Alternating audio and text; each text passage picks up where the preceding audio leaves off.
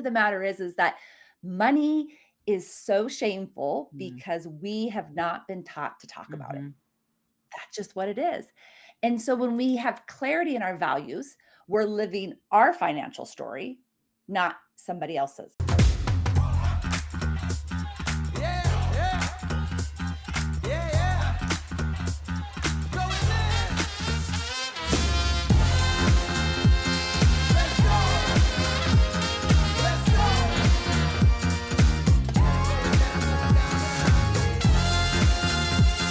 Let's go. Let's go.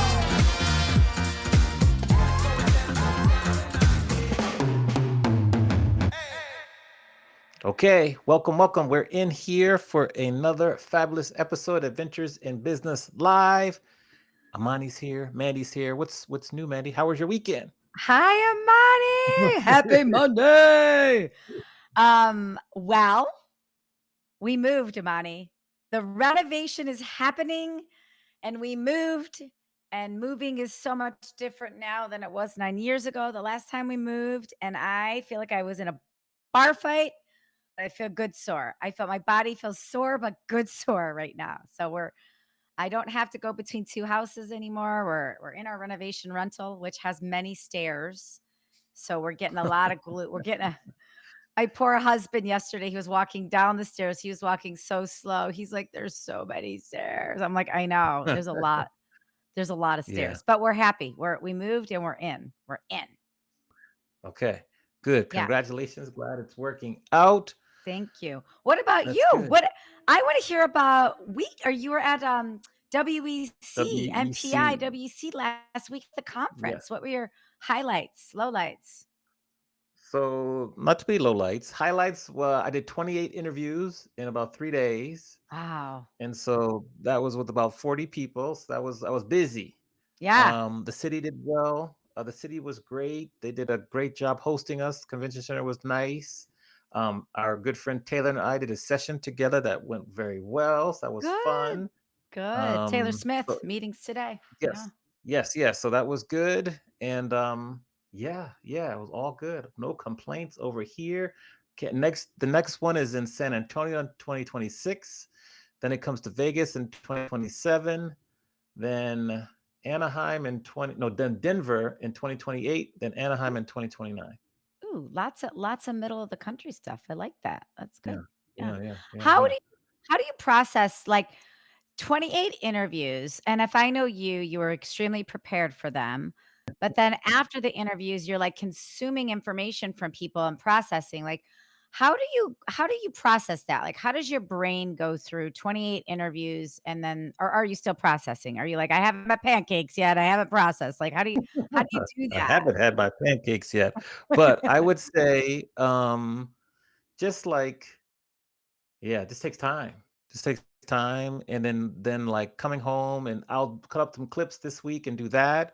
So that'll be helpful, and we'll see kind of as I continue to process. We'll see, but it's a lot. Usually after the interviews, I like to get some quiet time right when I'm there, and Good. like I didn't attend some of the sessions, so I might have gone back to my room because you have to pace yourself. It's a lot. It is a lot. Yeah, it is a marathon, not a sprint. I love that. I love This that. is true. This is true. Amani, should we So share the other exciting news that we have that our podcast, two other pieces of exciting news that our podcast has? Should we share that? Or should we wait? go ahead. Yeah, share it now. Yeah. So we painstakingly have completely re-curated all of our sponsor packages and Good. they went out. They were exclusively released over the last 2 weeks to a couple different groups of people. And people are really digging it. And I'm really excited. I think when people think about their marketing dollars right now, we tend to think, should we buy an ad in a magazine? Should we do radio advertising? Should we do Facebook ads? Everybody's thinking about how they're spending their money. And I think people, they just don't think podcasting isn't on their radar of how to invest their marketing. But what people don't realize is it's not expensive and it's evergreen. Like that content is out Uh-huh. there forever and ever and ever. And I think when you and I released it last year, a couple years ago, we didn't know as much then as we know now. Like we're heading into our third year. And what I'm realizing is that this is like an educational sell, right? Like, we're not saying, like, do you want to advertise on our podcast or not? We're just saying, do you want to shift your marketing dollars to podcasting? Because, like, we're educating people on the podcast business. So that's, I don't know about you, but that's been kind of fun to talk to people Mhm. about that and just give them this whole new channel. Like, they're being a Right. trendsetter, and this whole new channel is something they hadn't thought about. So and I think these packages are good. They're better than the last set, I think. These are good. And then what was the other thing? Oh, we're heading into July's three-year podcast Yes. anniversary. Podcast Yeah. anniversary. Yeah. So Yeah. Podcast anniversary, 3 years. So stay tuned for exciting content and episodes coming soon. yeah, we've got some Now. fun tricks up our sleeve. You and I just talked about some of the fun things over the next. So pay attention to the YouTube channel, pay attention to Instagram. There's going to be a lot of fun little get to know the hosts type things over the next couple of weeks or Yes. so. Yes. Exactly. Mhm. Who are we getting the pleasure of speaking to today?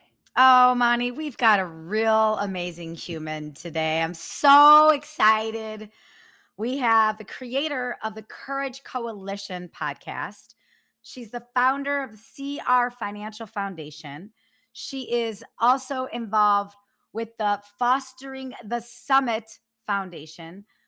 She's a bookkeeper. I find her to be a finance wizard. She's got a lot of great answers to a lot of great questions, especially as a business owner. She's a wife. She's a mother of many children. She's a home improvement survivor, which I think is the biggest badge to wear, and an all around amazing human, Corree Roofener.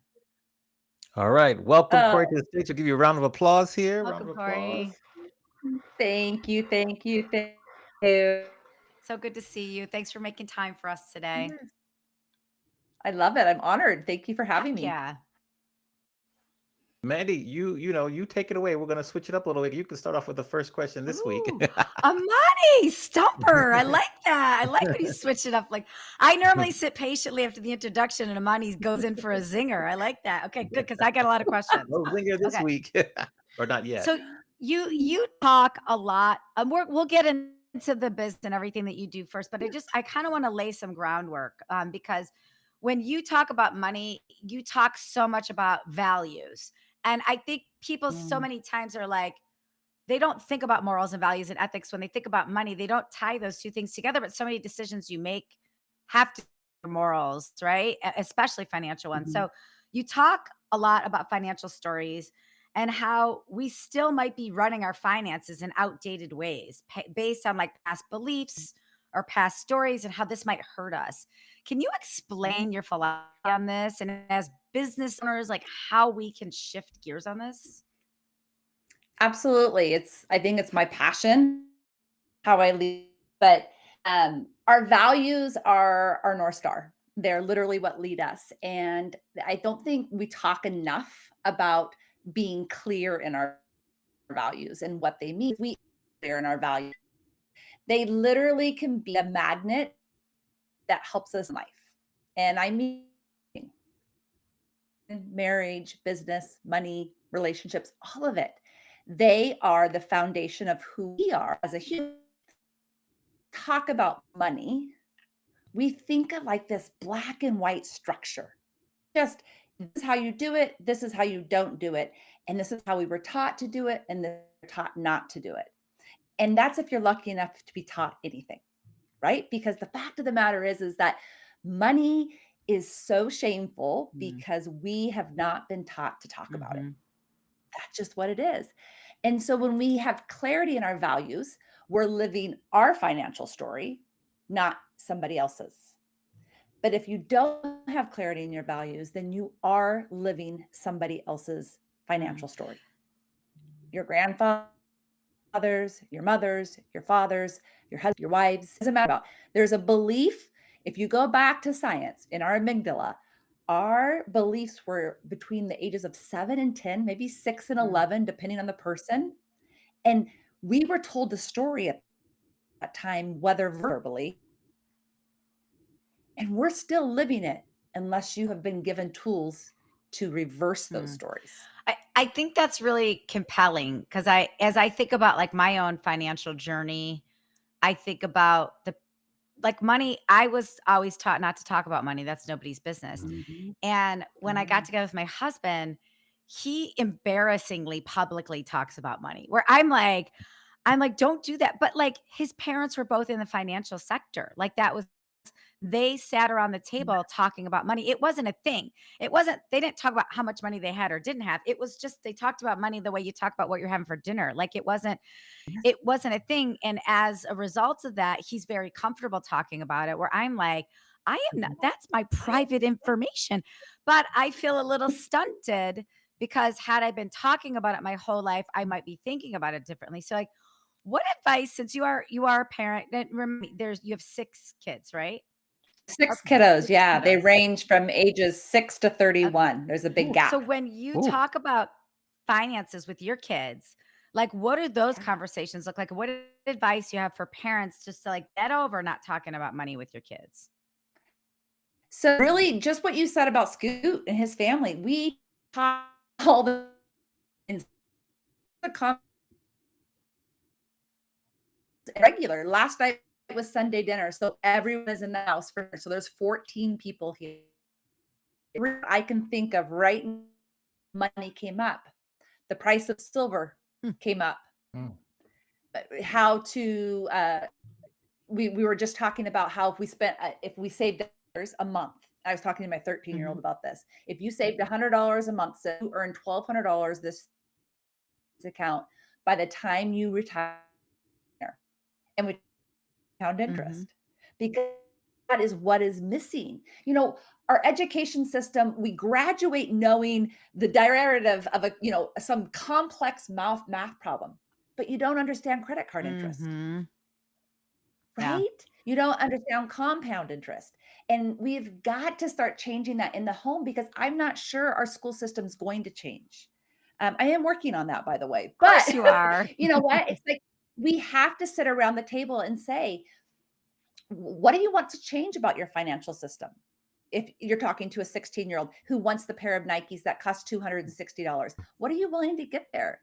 Is that really how you want to spend your relationship time, your money, your financial freedom? All of those things, those are those values, right? Freedom of spending money, freedom of relationships. You get to choose, and there is no wrong Mhm. way. It's just being clear and teaching them as young as possible that it's their way, but just know that the way you do it is the way it will turn out. However, there's always a key. You also get to choose to plan to change your mind. Mm. And that's what Chad and I did 3 years ago. We had the opportunity to change our mind because of how we saved, spent, and earned. Talk about that though. Amani, I promise I'll turn this over after this. Talk about the big financial life change you and your family made 3 years ago. I think this is really Yeah. fascinating. So I was a stay-at-home mom for 21 years. My side gig was what I do for CR Financial Foundations. It wasn't a business name. It was literally a side gig.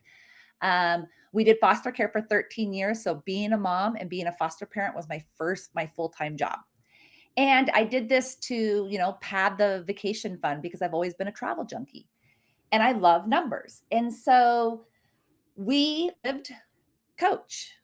We always lived below our means, and that didn't mean we went without. It just meant we lived below our means. We saved a lot of money, but we saved in our values, always saved in our values. And my husband was in corporate America. He was an executive commercial, high stress, and life happened. And we had a major tragedy, and we lost my mother-in-law very young. Mm. And it cut us off at the knees, right? It's just devastating. And it came to me actually as I was speaking at her Mhm. funeral that we get to choose our legacy. Every day we get to choose. And this was not my choice.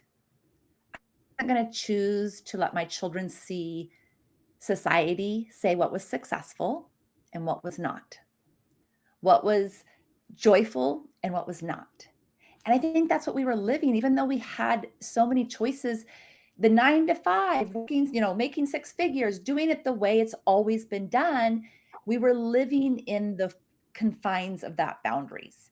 And I realized that we could actually choose something different. We had bought property here in Northwest Montana as a retirement property, bare land, 20 acres. And we were in a really good place in real estate in the state of Oregon, which is where we were born and raised. And I knew that if we sold, that we'd have enough to rebuild here in Montana debt free because of the way we'd saved and lived. We didn't need a lot of money per month to make it until we could build from there. And so that's what we did. In July of 2021, we sold our house and we moved we actually lived in our trailer for 9 months between Oregon and Montana. And then my husband has completely built this land. So we're in our home, but we lived in an apartment for 2 years that he built off of our shop. And we are pretty much debt free. It's amazing.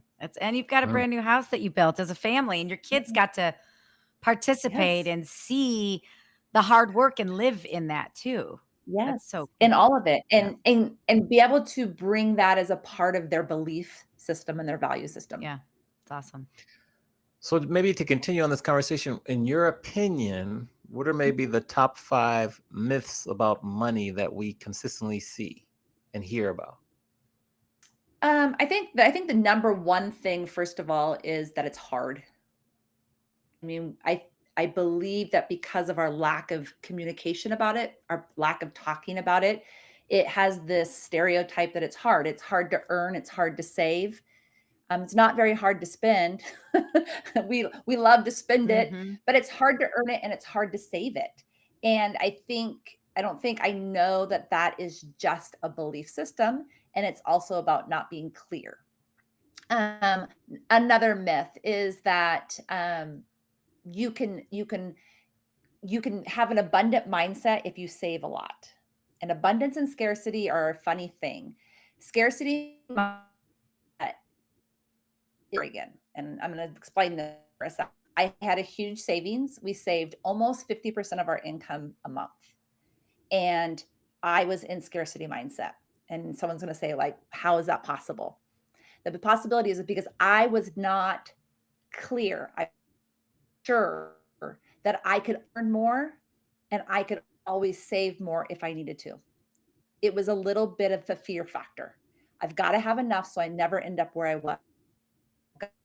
Gotta Mm. have enough so I never end up where I was. That's scarcity. And we tend to think that scarcity comes from people that don't have enough money or that don't have enough comes from belief.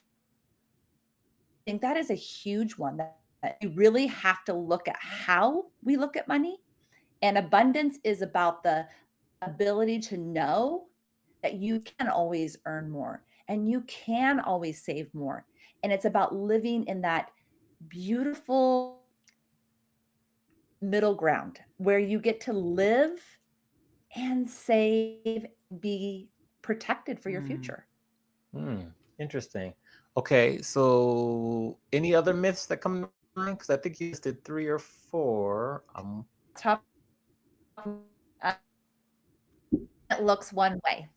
Ah, okay, okay. Retirement looks money looks one way. Mhm. I think that is one of the biggest reliefs I give a lot of client is that I don't tell them what they're doing is wrong. Okay, okay. Are there any books that you particularly love that talk about money, kind of your same philosophy? It's funny because I'm gonna tell you the name of a book that I love, and it's one of the books that actually made me start to understand that I had been living from a scarcity mindset, but it's not a money book. Oh, okay. And so Marianne Williamson, Law of Divine Compensation. Yeah. Okay. Okay. And they do talk a lot about money in here, but only from a worth perspective, Mm. only from a value perspective, only from a loving you perspective. Interesting. Okay. Good, good. Now to switch as I take notes. Um, what's your definition of courage? Oh, to walk forth in spite of fear. And it's a very generic one, but I do truly believe that courage comes down to taking the the very uncomfortable motion, action, in spite of what you are feeling inside, because it is not the lack of fear. No courageous person has ever stepped forth with lack of fear. It's always been in spite of fear. Right. Interesting. And what's your favorite personal example when you exemplified courage? Ooh, money. I set that up pretty nicely though, didn't I? Nice. Oh, That's there- nice. there's so many, Amani, tell you like that, because only because I've been able to go back Okay. and I realized I was a very little girl, but I was shy and reserved. So I want people to hear, Mhm. go back and look at it. But I think the most courageous act I've ever done is just saying yes to foster care. Mm. Mm. I mean, it's hard because there's a lot of them, but I think I believe in my heart that that was the thing that pushed us as a family and definitely me as a human to stretch as far as I could stretch, which is very courageous. Got it. Okay. Back to you, Mandy. Ah, that is so courageous. I have so many questions to ask about foster and finance, foster and finance. It's like going back and forth. I'm going to switch gears here for a second, but I do want to come back to the foster care because a lot of questions about that. But I want to switch gears because something that I thought I always knew, but the more and more entrepreneurs I talked to, I realized they didn't know the differences between. And I wanted you to just give some definitions of what is the difference between a bookkeeper, an accountant, and a financial advisor? Which we should Well, all business owners should have all 3. Yes. all three, Yes. all three, absolutely. So here's the funny thing is that again, this is the evolution of our financial communication and talking. A lot of times in our parents' generation, or even in our generation, and definitely our grandparents' generation, an accountant was almost all of it. Okay. Now, the very wealthy had financial Mhm. planners, but everyday people really didn't have financial planners. And your accountant did your bookkeeping and they did your taxes, they did it all. But we've evolved just like we have in everything we've done in business. And I I believe this is going to be my definition, okay? This is how I do my work.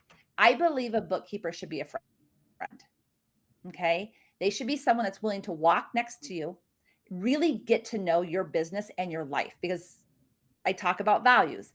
If I am a transactional bookkeeper, I know nothing about your values and I cannot help you grow in your business.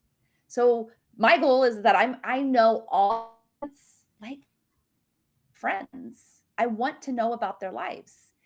And that allows me to look at their books in a different way. It allows me to give advice in a different way. It allows me to, put the halt on something in a different way. And when I say that, I mean like if you, Mandy, have the goal of X, but you're still spending like you were before that goal, I need to know about that goal so that I can help you reel back the spending, Mhm. right? Accountants or CPAs, however you want to look at them, accountant doesn't necessarily do taxes. So it's typically a CPA that does your taxes. That's the only ones that are, you have tax people that can, but it's typically a CPA. They're pretty transactional.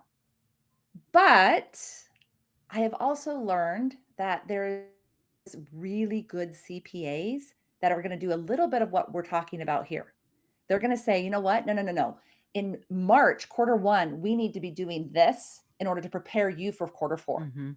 And they're working with your bookkeeper to make sure that those numbers are all aligning. Mhm. That is a great financial team. Yeah. And then at the end of the year, you're working with that financial planner to make sure your tax is as low as possible for the following year, right? This is a ongoing thing, but we don't want to pay the government. I'm not against taxes, you guys, Mm. but we work hard for our money. We want to pay ourselves first in all the ways that are the best for us and our business, and then we pay the taxes. Mhm. And that's how that team works beautifully together. Is it completely lowers your tax liability to the most bottom number that it can possibly be. Mhm.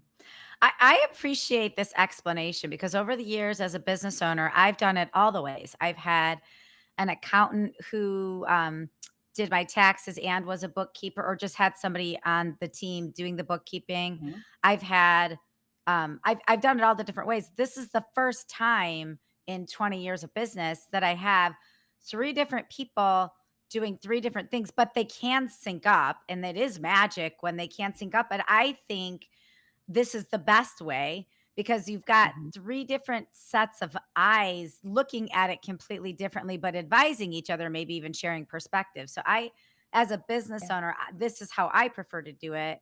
But I'm curious for you on your end, what are entrepreneurs and business owners doing? I know you say there's no wrong way to do it, but what Yeah. are people doing wrong right now? Like, what are things that you're seeing financially people doing where you're like, I wish they would do this differently. Like their business could be so much more protected, or they would be so much more profitable if they just did this. What are a couple of those things out there? Well, I mean, it's gonna come back and I'm gonna sound like a broken record, but education. Mhm. And I say that not from going and taking an accounting class or anything like that, but there is so many great books and great conferences that really can help entrepreneurs understand that they have more choices than they've ever believed, right?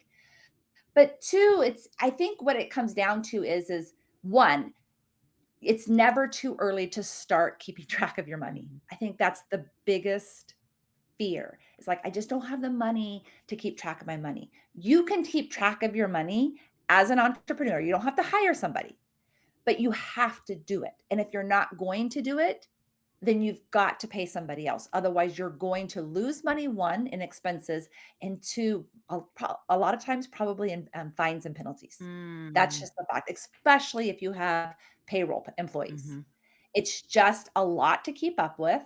And entrepreneurs aren't in the business to do their books. They're in the business in whatever their genius is, right? So I think that people come to me and say, "Did money yet?" Then, right? Time is money, money is time.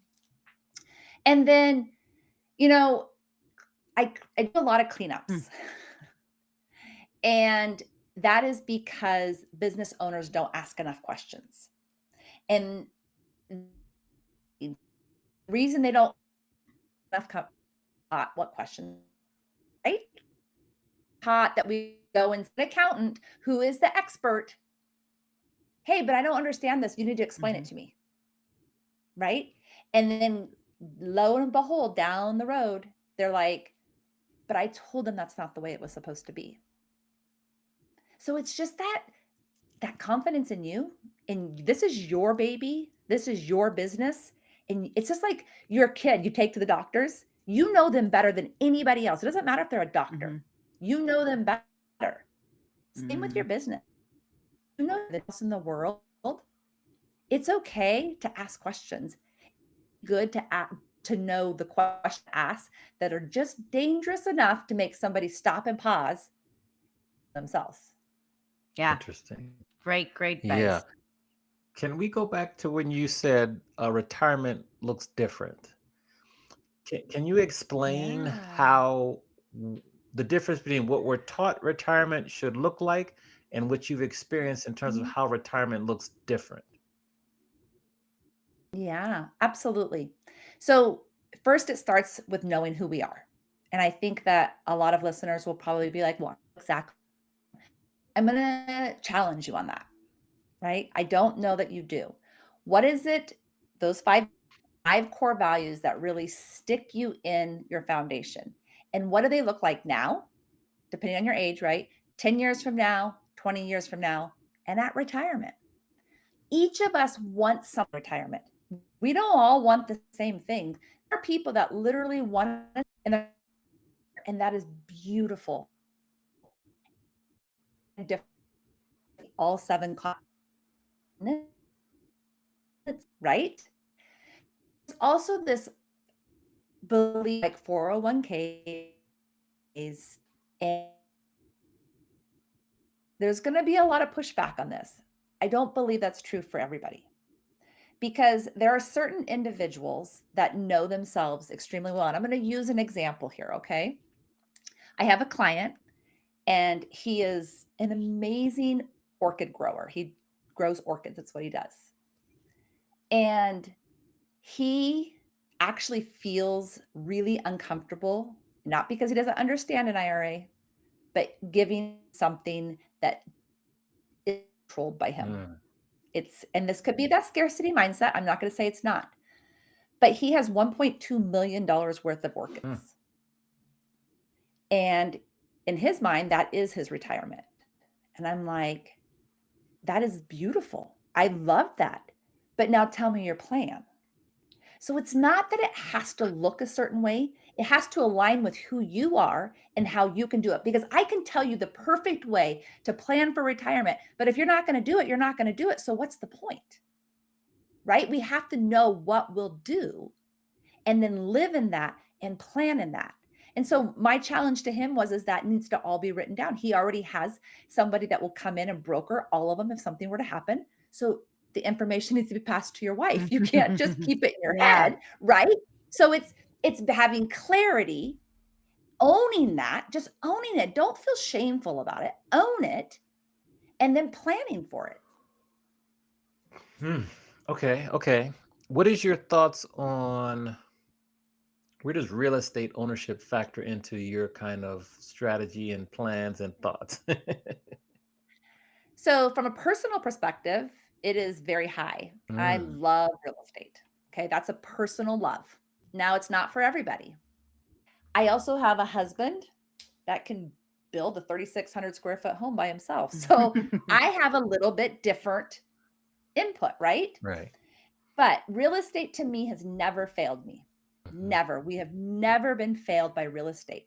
Even when we've had losses, it comes back. Yeah. Now, the 401k, the stocks, all those kind of things typically do the same thing, but we've never seen the same returns. So, from our personal perspective, we've got to have about a 50-50.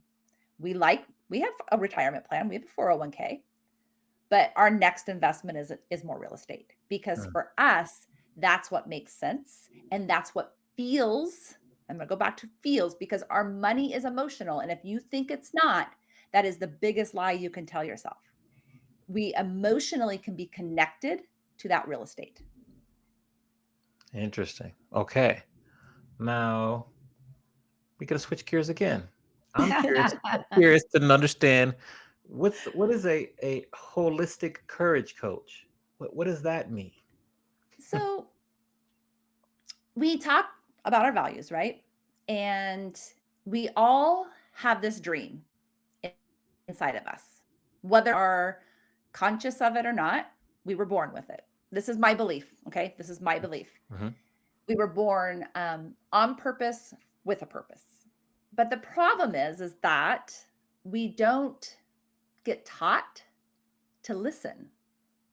We don't get taught to hear what we already have inside of us. It's always go find the noise, go find the more, go find this, go find that. But what about finding who we are? And we actually have so many clues and so much evidence to who we are already if we just take a stop and look back. One of the first things I love to do is like, what brought you joy as a child? Just Mm. utter joy. Roller skating to me is like, ah, it's just the best. When we connect to who we were, so this is that holistic, we get answers to who are becoming, but I don't actually to who and we get to introduce ourselves back to who we were born to be.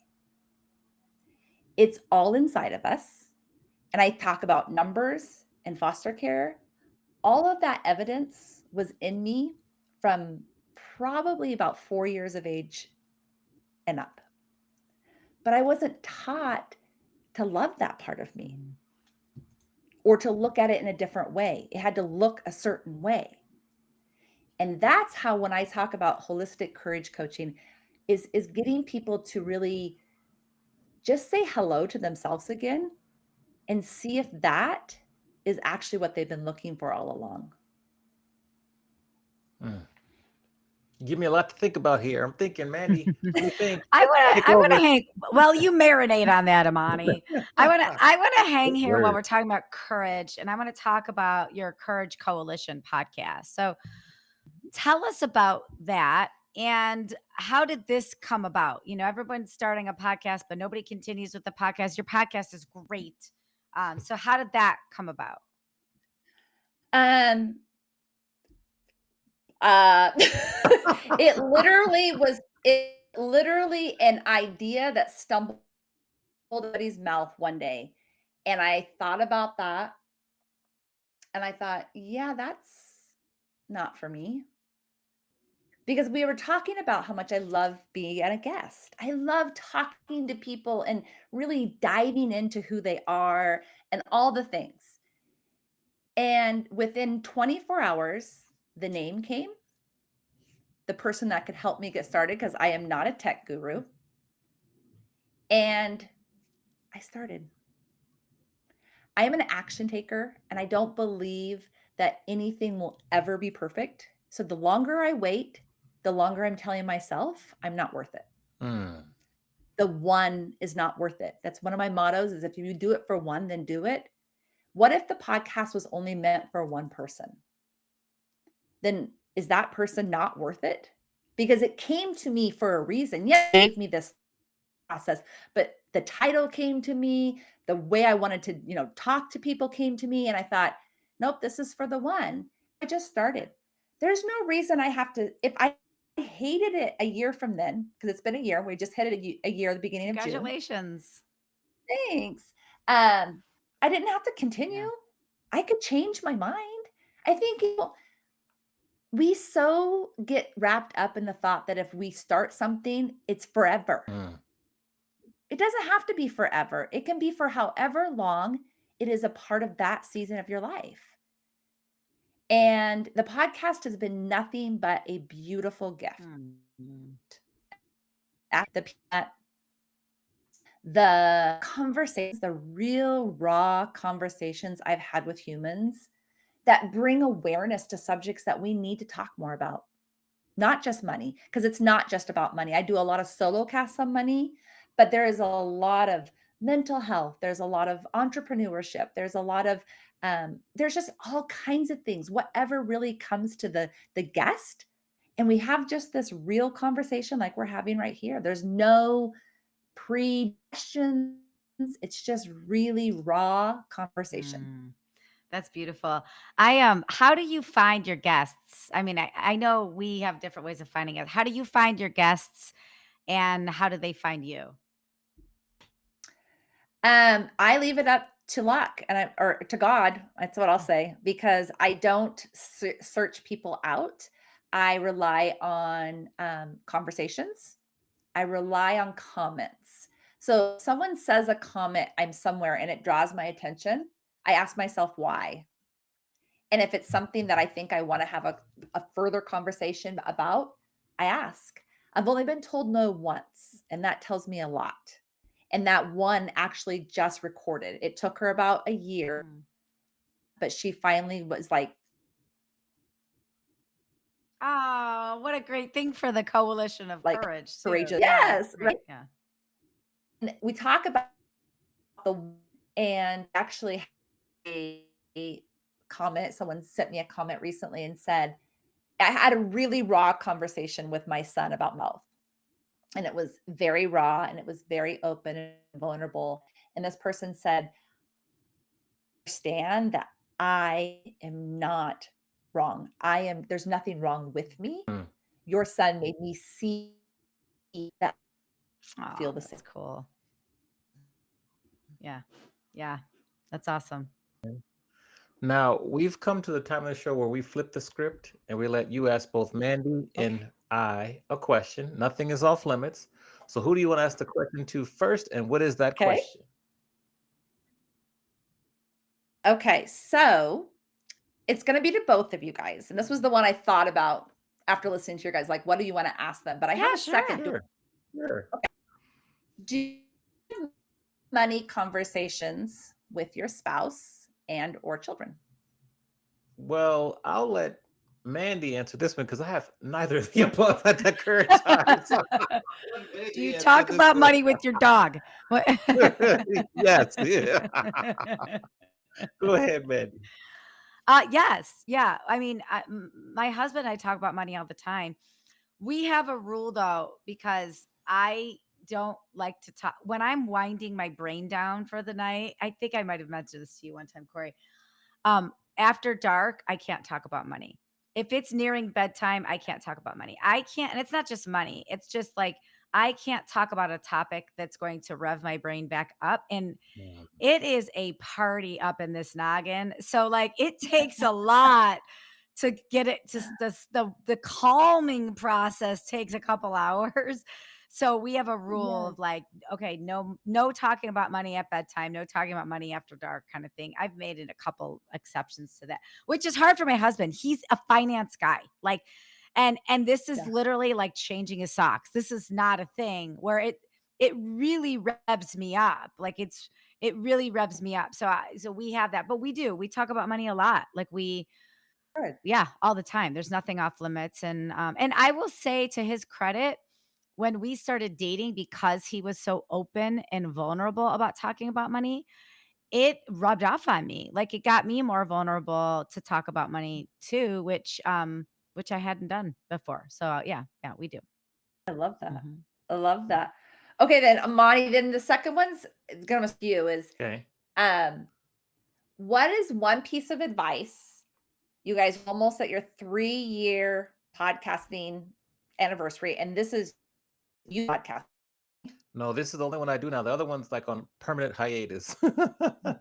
Okay, permanent hiatus. But what is one piece of advice for people that are either starting or in the Ah, depths of it that has helped you, one, like stay in love with it, but two, grow in it? Mm. okay. I'll give you a couple pieces of advice. I would say, like, try to stay consistent. Pick a schedule and try to stick with your schedule. Um, try if you're doing an interview podcast, try to interview like get some very interesting people, particularly people who are maybe high on your want list, so it really kind of inspires you to keep reaching higher. That and then don't look at the numbers. Don't look at the metrics and the numbers Yeah. because that will stress you out, and you'll never be getting enough viewers, listeners, etc. Than whomever you're competing with. And then as you get to one mountain, there's another mountain. So those would be the three pieces of advice I would say. And then I always love podcasting because it's like a really intimate form, like we'll say like a 2020s decade of like networking. It's very intimate networking, which is very Oh, different from before. yes, absolutely. Okay, so I have to spin off of that for a second Hmm. because you hit a hot point for me. If you have like these people that you really want to have on your podcast and you've kind of gotten no information, no, yes, just nothing. How do you feel like if it's not possible for you like to actually meet these people in person? eh, what would your suggestion get them interested, to get them to be want to be a Keep guest? trying. Keep Yeah. trying. And try different ways. There's one person that I've been wanting to get on the podcast for 3 years, and he loves bananas, and I sent a picture of myself with the banana, like, talking, and he said yes. Now, then his chief of staff came in and was like, "Wait, he's too busy," but so we're still working on that, but, like, just keep trying and keep trying all different ways, like, Good. send a DM, send an email, send a voicemail, send a video. If you happen to be at their concert, Amani, babyface, if you happen to be in the same place, and then put it out there too. Like, share Yeah. your Okay. list. Be like, Mhm. "Here is who," and Amani, Oh, actually, I was just thinking about this earlier today with our 3-year anniversary coming up. I feel like we should share our hit list of who we want. Like Yes. share it because Yeah. you never know who knows somebody who knows somebody who yeah. knows somebody. Just put it out into the world. So Are you talking that's what about I think. Jesse? Okay. You talking about Jesse Itzler for Jesse you? Itzler, yes, yes. Okay. But Yeah. you know, Yeah. we Yeah. want Sarah Blakely, we want Kendra Yeah. Scott, we want Babyface. You know, Yes. we've got a list. We've got like a top list that we want for sure. Yeah. And Yeah. I think Amani, we've already hit a lot of our top. Like we Mhm. made this list and we've got, I would say 40% of the people that Yeah. we So we really, need really wanted said yes. So that I think that's pretty good. I love Yeah, that. we Yes. need to Yeah. revise our list. We need to I revise our agree. list. I agree. Um, okay, good questions for us. I love to end the show with asking this question. You know, Mandy, funny thing is I asked almost every guest I interviewed at WEC this question, got some great answers. Oh, good. But That should be a coffee table book. maybe I'll ask you this question in a different way, Corey. It's just if you were to talk to the Corey that was graduating high school, based Hmm. on everything you've started, everything you've experienced so far in life, what advice would you have for your younger self at that age? It's gonna be a little corny, but it's just like that. It's the one thing that I've learned over the course of the last 32 years since high school is be okay with being you. Hmm.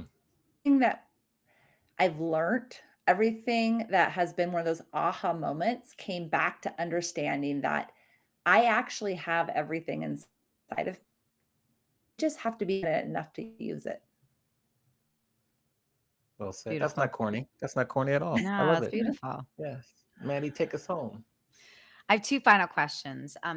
One is again about business owners and knowing your numbers. I know you and I have talked about this before about the value and like reviewing your P&L monthly, early, and like things change along the way, like doing your own self audit, understanding, having a different set of eyes looking at it.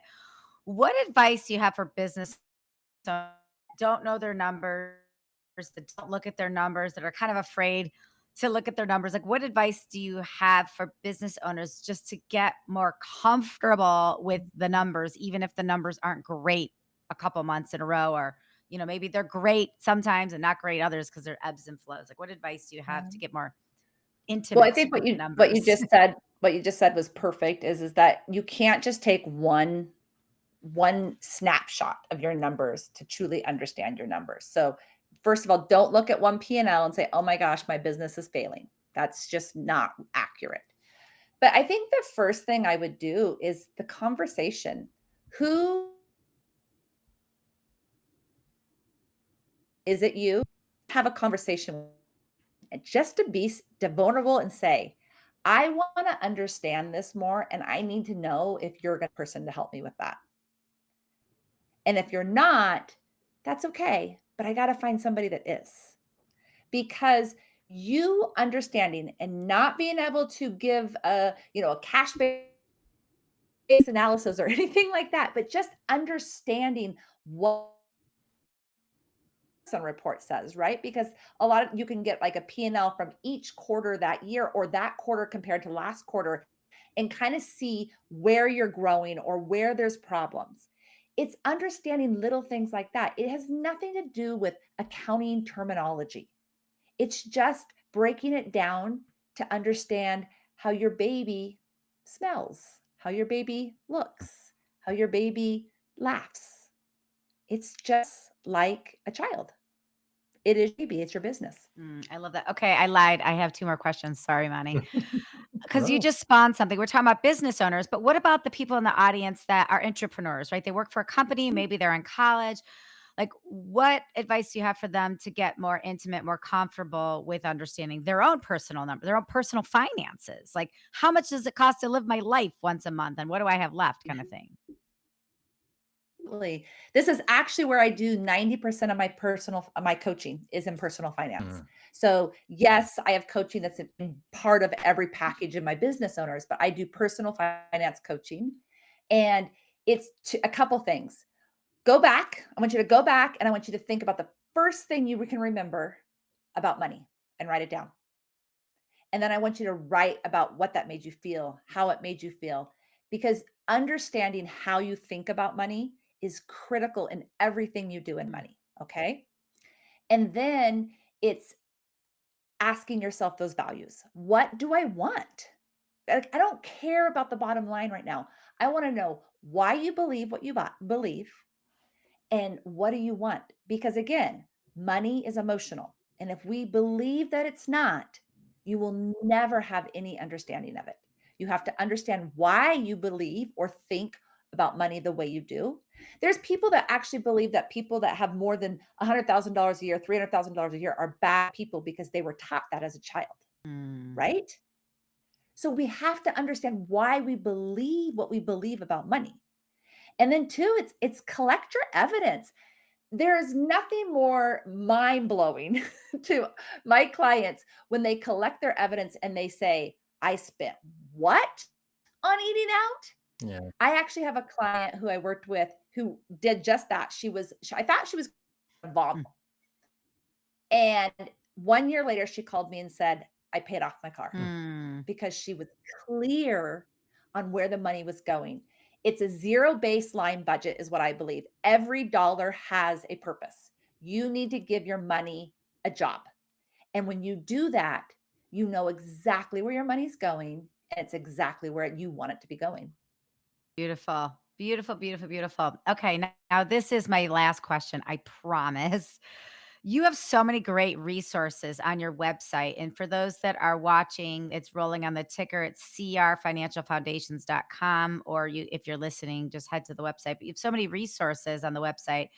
If someone's going to be sifting through and you have the resources and the courses, but if they're going to be sifting through, what's one of those resources that they shouldn't miss? And we'll put the Yeah. resources in our show notes too, but like what's one that they just absolutely shouldn't miss? I think that there's a freebie right on that first page about understanding your money story. I think that's really it. I'm going to go back to the same thing over and over again because we can do all the black and white. We can look at the numbers, we can do all of that. But if we don't understand our money, then nothing will change. Yeah. Is that like a link they can click? Is that a quiz? How does that show up for them if they go to It's a PDF. Okay. It's just a PDF. It goes through and asks them some questions, has them do some answers. It's obviously it's better when you have somebody asking you the Mhm. questions, but it's a freebie. And for some people, that's where they need to start. Amazing. Awesome. Thank you. Well, How can we we do support thank you and you. lift you Yeah. up? What can we Yes. do for you? You spent time with us. You've made us smarter, better, more Um, courageous. How can we lift you up? What's something you can do?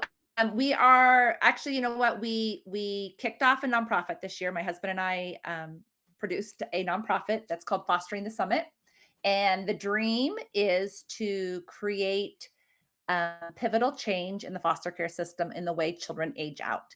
It's a big dream, but we know that everything is just one step at a time. Tour de Mont Blanc this summer, actually in 2 weeks, Wow. 100 miles in 12 days to start earning money to build a home on our property that will house 5 to 8 children before they age out so that they're not a part of the statistics that we actually change those statistics. So fosteringthesummit.org is along the so simple, easy to read website. Go there. It gives you a little bit of right now. Um, it is just about awareness. There is a problem to have. Beautiful. That's beautiful. Okay. So fosteringthesummit.org, you're doing the walk, you're doing the summit, and Yeah, that's hopefully you're gonna build a unit on your property. So it's pretty impactful. That's pretty yeah, clear. pretty big. Yeah, it's Yeah. awesome. It's Very big. awesome. Well, we appreciate you spending time and educating us on all the things, and I personally can't wait to put some of what I've learned into practice. So we just want to say thank you and give you another round of applause and put you back in the green room. Thank you Round so of much, applause. you Here we guys. go. You're welcome. Thanks for being here, Corree. You're the best. Thank you for tuning in to Adventures in Business. Don't forget to rate and review our podcast on the platform that you're currently listening it on. And don't forget to share it with your friends and anybody that might be as much of the business nerds as Amani and I are. See you next time for another captivating interview.